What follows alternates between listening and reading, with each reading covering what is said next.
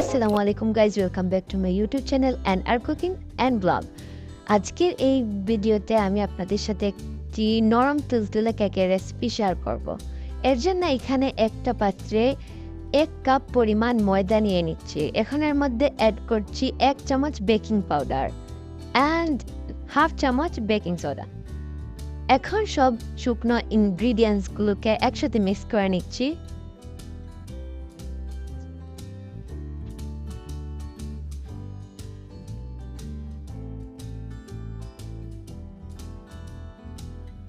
এখন এই সব ড্রাই ইনগ্রিডিয়েন্টসগুলো একটা ছাঁকনির সাহায্যে ছেঁকে নিচ্ছি ভালো করে।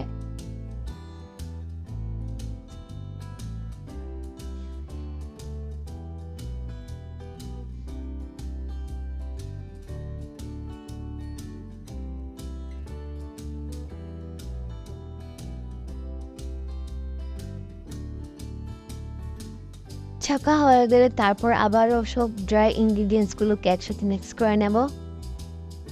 অন্য আরেকটা পাত্রে আমি এখানে 3টা ডিম নিয়ে নিচ্ছি।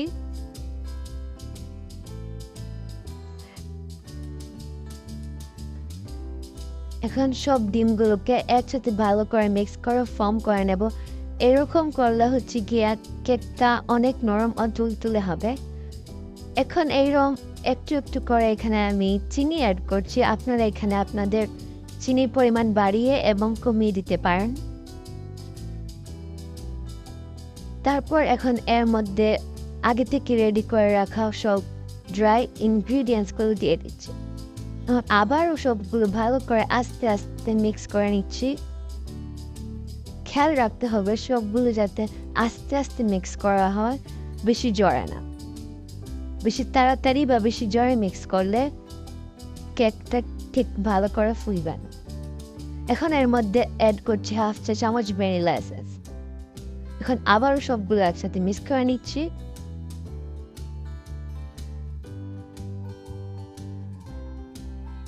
এখন যেই পাত্রে আমি কেক বসাবো ওই পাত্রে ওই সব ব্যাটারগুলো ঢেলে নিচ্ছি।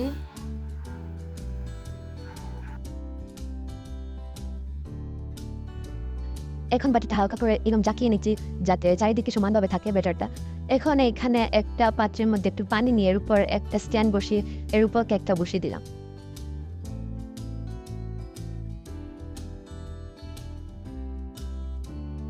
বিশ মিনিট পর এই যে দেখুন আমাদের কেকটা হয়ে গেছে। আমি এখানে একটা টুথপিক দিয়ে টেস্ট করে দেখছি।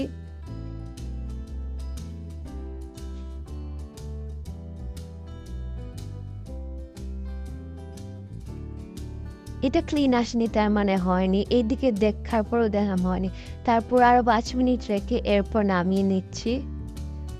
এখন একটা ছুরির সাহায্যে চারিদিকে এইরকম করে কেটে নিচ্ছি।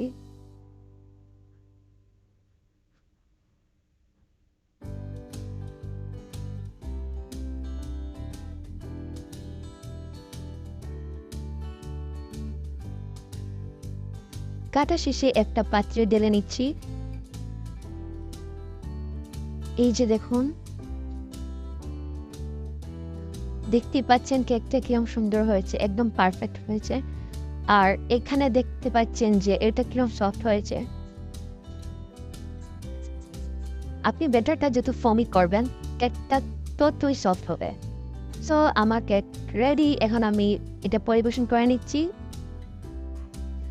আশা করছি আপনাদের সবার আমার আজকে এই ইজি কেক রেসিপিটি অনেক পছন্দ হয়েছে।